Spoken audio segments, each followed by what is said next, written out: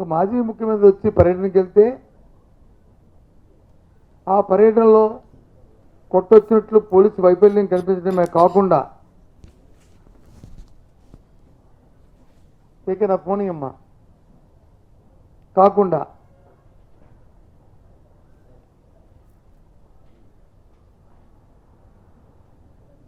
జరిగిన పరిణామాలు చూస్తుంటే అందుకు దిగజారి కనిపిస్తుంది. ఓ మాజీ ముఖ్యమంత్రి వెళ్ళినప్పుడు ఓ పార్టీ అధ్యక్షుడు 40% ఓటు శాతం ఉన్న ఓ పార్టీ అధ్యక్షుడు వెళ్ళినప్పుడు వారికి ఇవ్వాల్సిన భద్రత ఇవ్వకపోవడం కాకుండా మొదటి రోజు వచ్చి పోలీసు ఒక మాట చెప్పి తర్వాత వచ్చి అధికారంలో ఉన్న ముఖ్యమంత్రిలో లేకపోతే ముఖ్యమంత్రి తాబేదారులో వారు చెప్పిన తర్వాత మళ్ళీ మాట మార్చి ఏ రకంగా రాష్ట్రంలో పరిపాలన ఉందో చూస్తున్నాం.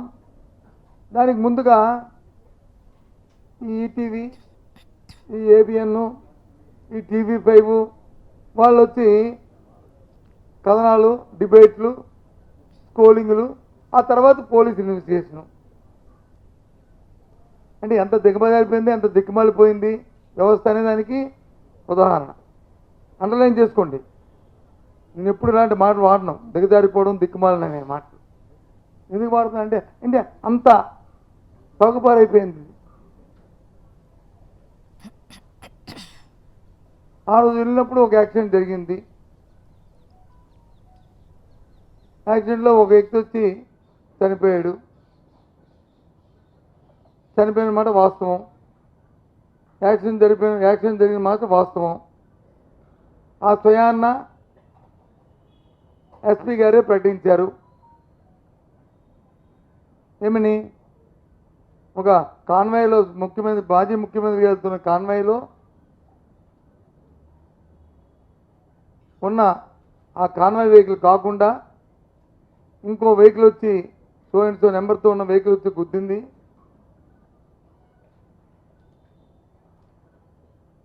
దానివల్ల చనిపోయాడనే విషయాన్ని ఎస్పీఐ చెప్పారు స్వయంగా.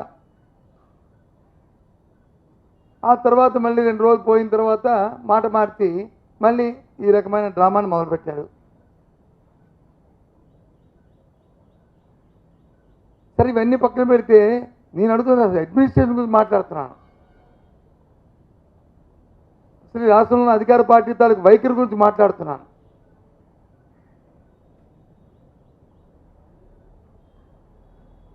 చంద్రబాబు నాయుడు తాలూకా తత్వాన్ని గురించి మాట్లాడుతున్నాను. అందుకే దిగజారిపోయింది రాజకీయాలు, వ్యవస్థ వచ్చి దిక్కుమాలిపోయింది అని అనడానికి కారణం అది. చేయగలిచారా? ఏంటిది? నేను చూస్తున్నాను గత 2 రోజుల నుంచి కొంతమంది మంత్రులు అయితే ఇష్టారాజ్యంగా మాట్లాడుతున్నారు. మా దగ్గర మా శుద్ధులు నేర్పుతున్నారు మాకు రాజకీయాల్లో. ఆ భాష, ఆ మాటలు చూస్తుంటే ఏ రకంగా ఉన్నాయో. నడవడికలు మాకు నేర్పుతున్నారు. గుడివిందకంత మచ్చలాగా ఉంది వాళ్ళ తాలూకు తత్వాలు చూస్తుంటే. వాళ్ళ చరిత్రలోనూ, వాళ్ళ తాలూకా కార్యక్రమాలను, వాళ్ళు చేస్తున్న పనులను, వాళ్ళ ఊరిలో జరుగుతున్న కార్యక్రమాలు చూసుకుంటే వాళ్ళకి తెలుస్తుంది.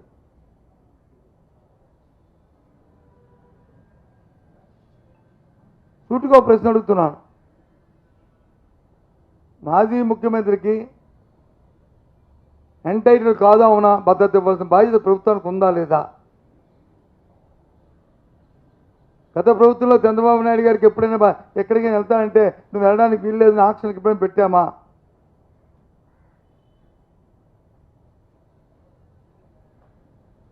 ముందుగా మీరు సమాచారం ఇచ్చినప్పుడు లేదు. అధికారం లేకపోయినా ఇవాళ డిప్యూటీ సీఎం కింద పవన్ కళ్యాణ్ ఆ రోజు వెళ్తామంటే ఎక్కడైనా వెళ్ళడానికి ముందుగా సమాచారం ఇస్తే మీరు వెళ్ళడానికి వీల్లేదని చెప్పి ఎక్కడైనా ఆంక్ష పెట్టామా? చెప్పనండి. ఎప్పుడైనా జరిగిందా? ఇది ప్రజాస్వామ్యం, ఇది ఎవరి సొత్తో కాదు. ప్రజాస్వామ్యంలో భారత రాజ్యాంగంలో ప్రతి పౌరుడికి ప్రతి రాజకీయ పార్టీకి హక్కులు ఉన్నాయి. ఆ చట్ట ప్రకారమే, ఆ రాజ్యాంగ ప్రకారమే ఎవరైనా సరే ప్రవర్తిస్తాం. మీ దయాదాక్షిణ్యాలు మీ తాలూకా మాకు అక్కర్లే, మీ సానుభూతులు మాకు అక్కర్లే, మీ సలహా సూచనలు మాకు అక్కర్లే. మాకు తెలుసు చట్టాలు. అది ఏంటో ఏం మాట్లాడుతున్నారు అంటే మీరు ఒప్పుకునేటే కదా ఇవాళ జగన్మోహన్ రెడ్డి గారికి మేము భద్రత ఇవ్వలేదని. ఆ వెహికల్కి ఉన్న డ్రైవర్ ప్రభుత్వ డ్రైవరే ఉంటాడు కదా. ఆ వెహికల్ చుట్టూ ఇచ్చినప్పుడు కాన్వాయ్కి నువ్వు పర్మిషన్ ఇచ్చావు కదా, ఎస్కాట్ వెహికల్స్ ఇచ్చావు కదా. మరి దానికి రోప్ పార్టీ ఉండాలి కదా. మరి రోప్ పార్టీ ఎక్కడుంది? ఎక్కడుంది చెప్పనండి. అంటే నువ్వు భద్రత ఇవ్వలేదని అర్థం. మరి ఉంటే ఆ ఇన్సిడెంట్ జరిగినప్పుడు మరి నీ పోలీస్ వ్యవస్థ ఎక్కడ ఉంది? ఏమయ్యారు నీ పోలీస్ వ్యవస్థ? ఎందుకు మరి ఇంకో వెహికల్ అని చెప్పింది మీ ఎస్పీ ఆయన మాటల్లో చెప్పాడు. ఇంకో చూపెడతాను వినండి. ఆయన ఎస్పీ తాలూకా మొదటి రోజు ఏం చెప్పాడో, తర్వాత 2 రోజులు పోయిన తర్వాత ఏం చెప్పాడో స్వయాన్న మీ అందరికీ చూపెడతాను వినండి.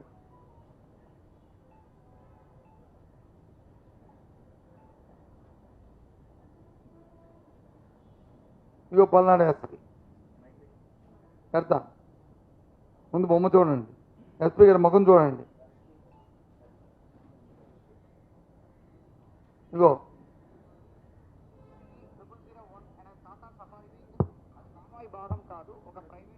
మళ్ళీ చూపెడతామండి.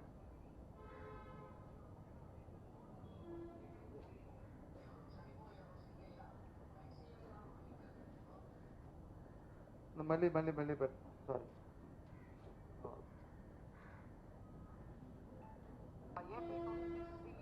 001 అనే టాటా సఫారీ వెహికల్, అది కాన్వాయ్ భాగం కాదు, ఒక ప్రైవేట్ వెహికల్.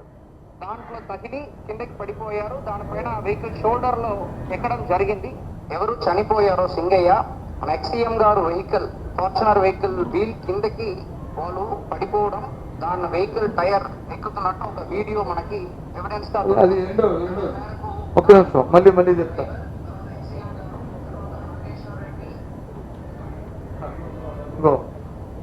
ఫస్ట్ 26CE001 అనే టాటా సఫారీ వెహికల్, అది కాన్వాయ్ భాగం కాదు, ఒక ప్రైవేట్ వెహికల్. దాంట్లో తగిలి కిందకి పడిపోయారు. దానిపైన వెహికల్ షోల్డర్ లో ఎక్కడం జరిగింది. ఎవరు చనిపోయారు. ఎక్సీఎం గారు వెహికల్, ఫార్చునర్ వెహికల్ వీల్ కిందకి వాళ్ళు పడిపోవడం, దాని వెహికల్ టైర్ ఎక్కుతున్నట్టు ఒక వీడియో మనకి ఎవిడెన్స్ గా దొరికింది.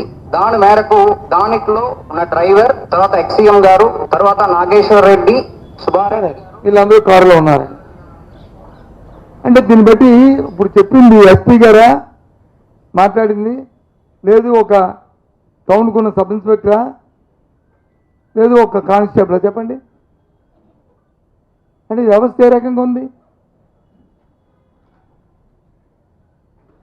మరి ఏ రకంగా ఆ వెహికల్ తాలూకా డ్రైవర్ని, ఆ ఓనర్ని పిలిచి ఏ రకంగా మీరు వచ్చి వాళ్ళ దగ్గర నుంచి తీసుకొని వాళ్ళకి స్టేషన్ పేరు ఇచ్చి పంపించారు? ఇది వాస్తవం కాదు. ఇవన్నీ నేను చెప్తున్న అబద్ధమా? మేము నా మాటలు నేను దాన్ని ఏమైనా ఫ్యాబ్రికేట్ చేసి మాట్లాడించానా?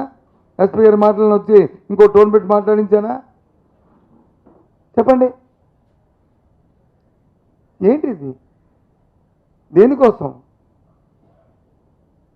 ఇన్సిడెంట్ జరిగింది, జరిగిన వెంటనే రిటర్న్లో వచ్చినప్పుడు వచ్చి జగన్మోహన్ రెడ్డి గారికి ఆ విషయం తెలిసింది.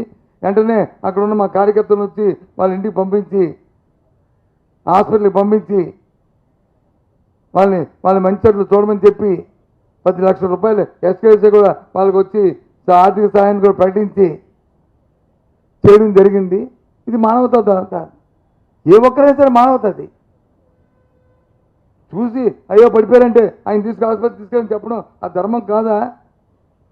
ఇది వచ్చి తెలుగుదేశం నాయకులు, తెలుగుదేశం మంత్రులు, లేకపోతే ఈటీవీ, లేకపోతే ఏబిఎన్, లేకపోతే TV5 చెప్పాలా మాకు? మాకు తెలీదా? ఏంటిది? చూడండి, మీరు ఆ భద్రత ఉంటే ఇప్పుడు తీపోతుంది. మనం భద్రత ఇచ్చాము అంటారు. ఎక్కడ భద్రత ఉందో చూడండి. ఈ ఫోటోల్లో చూడండి, ఈ ఫోటోల్లో మీ బాధ్యత కాదా? పోనీ ఏమైనా మొబిలైజేషన్ పెట్టుకొని లారీలు మీలాగా వచ్చి ఏదో మన చంద్రబాబు నాయుడు మా మీటింగ్లు జరుగుతున్నప్పుడు, లేకపోతే వాళ్ళ మంత్రుల మీటింగ్ జరుగుతున్నప్పుడు ఉన్నట్టు మా మొబిలైజేషన్ ఎక్కడైనా సరే బస్సుల్లోనూ లారీల్లో లేకపోతే పెట్టి తీసుకొచ్చామా?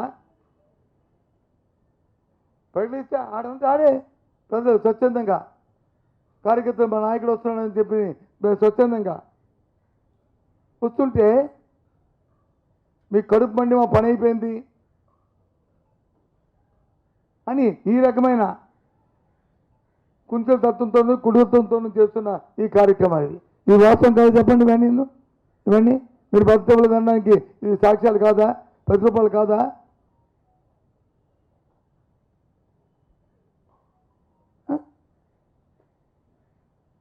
చూస్తున్నాను 2 రోజులు పెట్టి టీవీలో ఎంత ఏ రకంగా వాళ్ళ తాలూకా మా మాటలు కానీ, వాళ్ళ తాలూకా స్టోరీలు కానీ, లేకపోతే వాళ్ళ తాలూకా డిబేట్లు కానీ ఏ రకంగా ఉన్నాయనేది. ఒకవేళ ఇన్సిడెంట్ జరిగితే అది కానీ అక్కడ ఉంటే తప్పకుండా దాని మీద వెంటనే దాని మీద కావాల్సిన పార్టీ పరంగా కార్యక్రమాలు చేస్తాం, ప్రభుత్వ పరంగా ప్రభుత్వం చేస్తుంది, చట్టపరంగా జరిగిన కార్యక్రమం చట్టపరంగా జరుగుతాయి.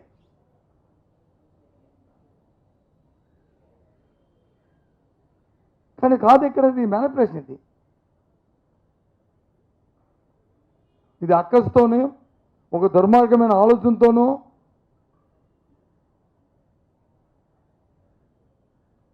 వాళ్ళకున్న గతికన్న గోక్కున్న డొక్కటమారి విద్యను అన్నిటిని ఉపయోగించి చేసిన కార్యక్రమం ఇది. దీని గురించి వచ్చి 3 రోజులు ఇంకో పనిలే. ఆ కార్యకర్త మా కార్యకర్త ఆయన చనిపోయడం అనేది ఎంతో బాధించింది, ఎంతో బాధపడ్డాం. పార్టీ తరఫున వచ్చి ఆయనకి ఆర్థిక సహాయం చేశాం. నేను సూటు కడుగుతున్నాను చంద్రబాబు నాయుడిని, తెలుగుదేశం పార్టీని. మీ పర్యటనలో మీ కార్యకర్తలు చనిపోయినప్పుడు మీ గత 5 సంవత్సరాల్లో ఎప్పుడైనా మీరు ఎవరికైనా ఆదుకున్నారా చెప్పండి?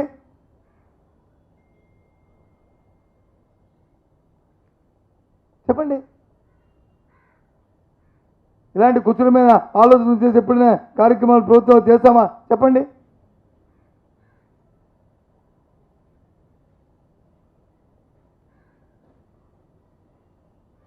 పూర్తిగా చట్టాన్ని చేతిలో తీసుకొని వ్యవస్థ నుంచి గుప్పిట్లో పెట్టుకొని వ్యవస్థను బస్సు పెట్టించి చేస్తూ మళ్ళీ తగుదామా అంటూ ఇవాళ టీవీలో చూస్తాను కొంతమంది మంత్రులు మాట్లాడుతాను. ఏం మాట్లాడుతున్నారో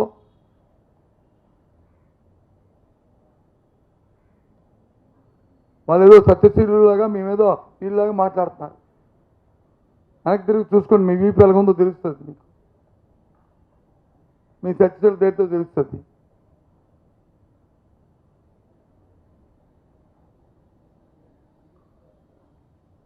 వాళ్ళు పెద్ద ఎత్తున ఇవాళ యువత పోరు చేస్తే ఎందుకు ఉద్యోగాలు లేవు యువతకి? ఇచ్చిన మాట వాగ్దానాలు నెరవేర్చలేదు. అంతకుముందు వచ్చి బాబు వస్తే జాబ్ ఇస్తా ఉన్నారు, మొన్న వచ్చి జాబ్ ఇస్తాం లేకపోతే నిరుద్యోగ వృత్తి ఇస్తా ఉన్నారు. ఎక్కడ ఇచ్చారు? ఎందుకు ఇవ్వలేదు? మొన్నప్పుడు టీవీలో చూశాను, చంద్రబాబు నాయుడు గారు స్వయాన ఇక్కడ వైజాగ్లోనూ ఇంకెక్కడో మాట్లాడుతూ, నాకు వైజాగ్లో అనుకుంటా మీ అందరూ ఉన్నారు లేదా విజయవాడలోనో, సూపర్ 6 అమలు జరిపిస్తామన్నారు. అందులో భాగంగా దీన్ని దీనికి ఉంటాంట స్కిల్ డెవలప్మెంట్తో టైప్ చేస్తాం ఉద్యోగులు. ఎవరికి వచ్చే ఉద్యోగం? ఎవరికి వచ్చే ఉద్యోగం? మీ ఇంట్లో వాళ్ళకో మీ తాపేదారుకో మీ మీ ఇంటి పక్క వాళ్ళకో వచ్చి ఉంటాయి. ఎవరికి వచ్చాయి?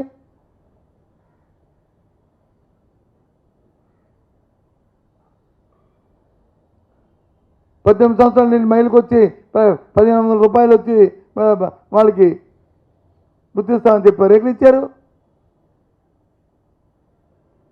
అడిగితే P4 అంటే ఏంటి? P4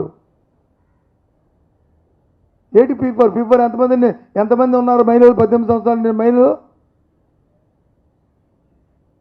P4లో ఎంతమంది నువ్వు టైప్ చేస్తావు? P4లో ఏంటి? What is the concept P4? ఈ P4 అనేది ఎప్పటి నుంచో ఉంది. డబ్బున్నవాడు వచ్చి ఎవరైనా బదిమాలకు ఎవరైనా చేసి వాడికి ఆసరాకి ఇస్తూ ఒక ఇద్దరు ముగ్గురు చదివించాడు, ఆ ఇద్దరు ముగ్గురు వాడికి వచ్చి ఉపాధి కల్పించాలి. ఎప్పటి నుంచో ఉంది. కొన్ని వేరే దానికి ఏమైనా డిజైన్ చేసామంటే లేదు, పబ్లిసిటీ వరకే.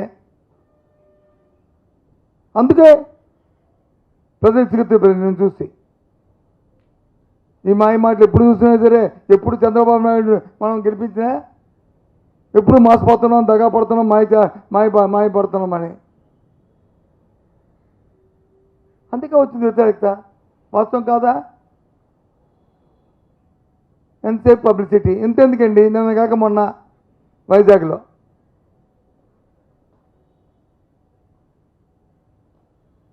ఇంటర్నేషనల్ యోగా డే చేశారు. వైజాగ్లో చేద్దామని ప్రధానమంత్రి గారు చెప్పారంటే ఈరోజు పెట్టారంటే ఓకే, తప్పు కాదు. కానీ దానికోసం ఇంత ఎత్తున అంతమందిని ఆ కార్యక్రమాన్ని చేయవలసిన అవసరం ఉందా? ఇన్ని కోట్ల రూపాయలు ఖర్చు పెట్టాల్సిన అవసరం ఉందా? ఇంతమంది ఇబ్బంది పెట్టాల్సిన అవసరం ఉందా? నీ పబ్లిసిటీ కోసం, నీ వ్యక్తిగత ఆరాధన కోసం.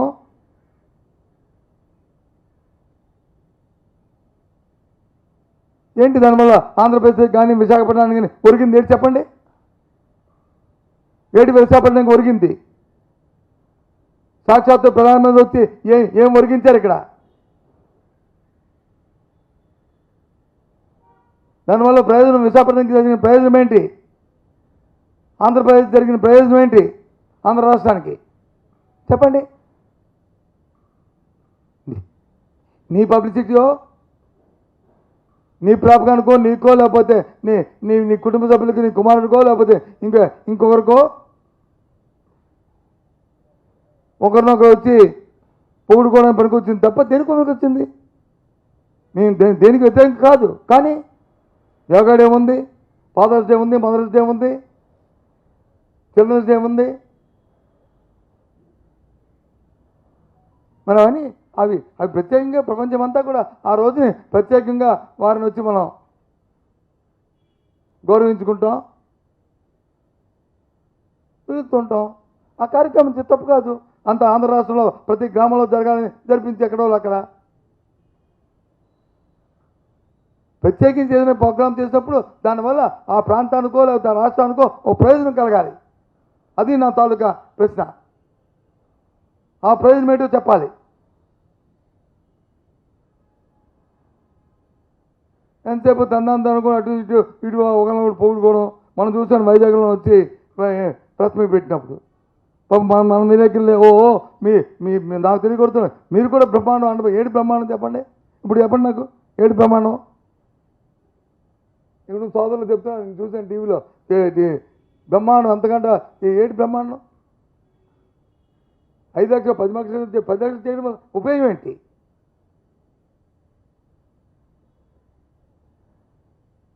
జాకిలెత్తడం కాదు అంటుంది. సారీ, జాకిని వాడాను. కానీ ప్రయోజనం కలగాలి. ఏదైనా ఒక కార్యక్రమం చేస్తే ఆ కార్యక్రమం వల్ల దాంట్లో చూశాను నేను ఏమని, దీనికి వచ్చి 100 కోట్లకు వచ్చేయింది, కానీ రుషికొండకు వచ్చి ఎంత ఖర్చు పెట్టి, రుషికొండలో ఖర్చు పెట్టారు.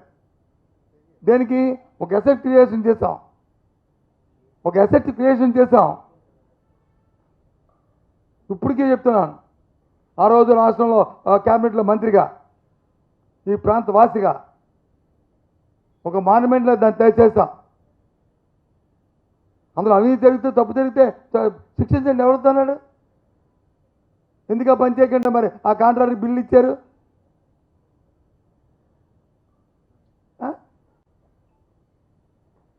పెద్దగా గొప్పగా ఓ 15 రోజులు అసలు పని లేదు ఎవరికి, స్టాండ్ స్టిల్ అయిపోయింది. విశాఖపట్నంలో ఉన్న ఈ 5-6 జిల్లాల్లో ఉన్న నా అధికారులు అందరికీ కూడా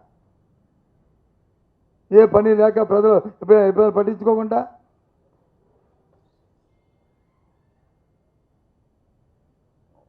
ఏ కార్యక్రమానికి ప్రభుత్వం చేసేదానికి ప్రతిపక్షం వ్యతిరేకం కాదు, కానీ దానికి ఒక ఇది ఉండాలి, ఓ ఫలం ఉండాలి, ఓ ప్రయోజనం కనిపించాలి.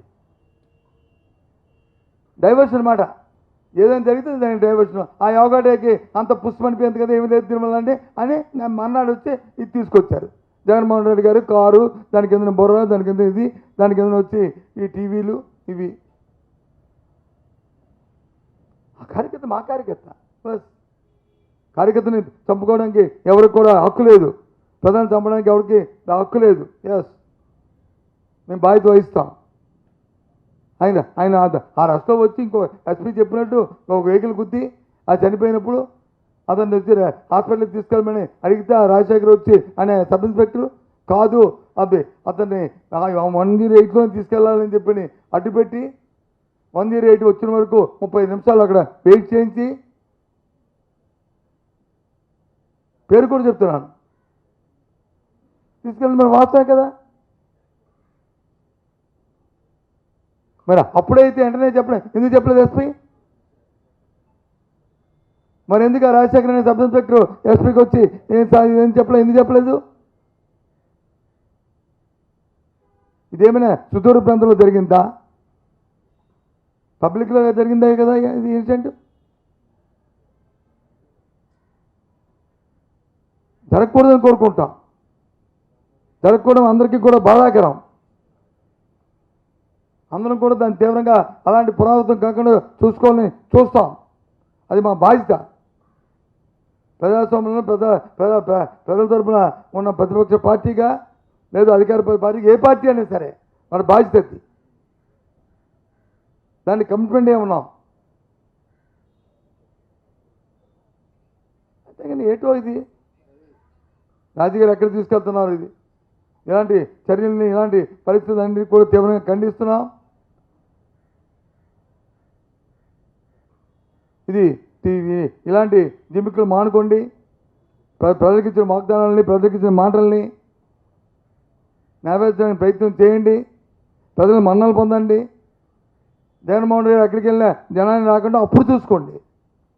అరచేతితో వచ్చి ఆపితే సూర్యకాంత్ తాగుతుందో చెప్పండి. ఇవాళ చూసాం ఆ పల్నాడులో పోరుబాటు పెడితే లాఠీ చార్జ్ చేశారండి ఆ పిల్లల మీద. ఫీజు ఎంబర్స్మెంట్ అడిగితే, ఉద్యోగాలు అడిగితే ఆ పల్నాడులో లాఠీ చార్జ్ చేస్తారండి ఎవరైనా? దేనికి లాఠీ చార్జ్? చూడండి వీడియోలోను ఏ రకంగా లాఠీ చార్జ్ చేశారో. తుమ్మిటి లాఠీ చార్జ్ చూడండి ఏ విధంగా లాఠీ చార్జ్ చేశారు, అంత అన్యాయంగా.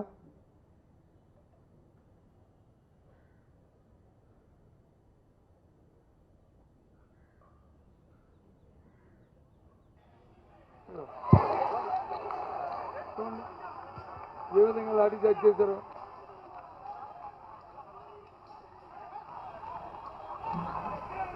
ధర్మం ఇది? ఇదేనా ప్రజాస్వామ్యం? ఇదేనా ప్రభుత్వాలు దాంట్లో పనితీరు?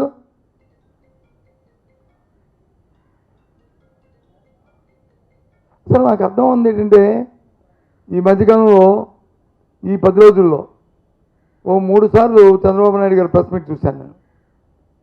ముఖ్యమంత్రి గారిని మాట్లాడిన మాటలు కానీ, ఇక్కడ కానీ, లేకపోతే విజయవాడలో కానీ, లేకపోతే ఎక్కడో కానీ ఆయన స్థానం కోల్పోయి మాట్లాడతాడు. భూస్థాపితం చేస్తా అంటాడు. మీరెవరు అసలు ప్రశ్నించకూడదు? మేమవునవా? ప్రజాస్వామ్యంలో మాదొక పెద్ద పార్టీ, మా బాధ్యత. ఇవాళ మీరు ఇచ్చిన తల్లికి వందన అరకొరు కూడా నువ్వు ఇచ్చింది కాదు, మేము ఒత్తిడి చేస్తే నీ మెల్ల వంచే ఆ డబ్బు ఇప్పించాం. ఇది వాస్తవం కాదా? ఇన్ని సందర్భాలు చెప్పాం. మీ మెల్ల వంచి ఇప్పిస్తాం, మీరు ఇచ్చిన వాగ్దానం నెరవేర్చాలని చెప్పాం, ఇచ్చి ఇప్పించాం. అదే మేము మా పార్టీ కానీ అది ప్రతిపక్ష పార్టీగా మేము ప్రజల తరపున గుంతెత్తపోతే ఇంకో 2-3 సంవత్సరాలు రాదు, వచ్చుండేదా? ప్రజల్లో ప్రజల్లో అడగని చెప్తారు. మీ TV5 మీ వెళ్ళి ప్రధానమంత్రికి అడగండి, ABN ఈటీవీలు అడగండి. ఎన్నిసార్లు ఇక్కడ నేను ప్రస్తుతం మాట్లాడినప్పుడు కానీ, లేదు మీటింగుల్లో కానీ, లేదు శాసనమండలిలో కానీ, లేదా ఇక్కడ కానీ అడిగాం.